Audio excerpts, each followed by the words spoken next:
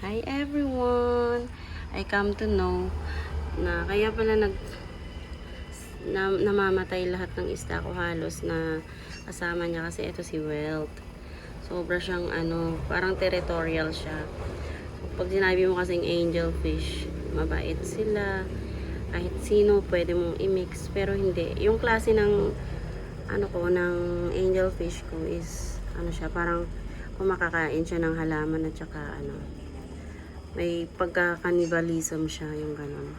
So, ayan inaaway niya yan see? Lalo na pagbago, inaaway niya. Kaya, ayan. Nauubusan ako ng stock tuloy ng isda kasi nga gawa niya. Gusto ko magpadami, kaya lang, hindi talaga pwede gawa ng Ayoko naman siya ilipat sa maliit.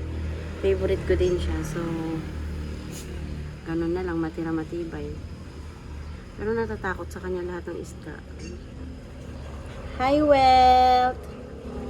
Welt is behave. Oh, I love ni Mommy yan si Welt. So, Welt has 5 colors. See, she have black.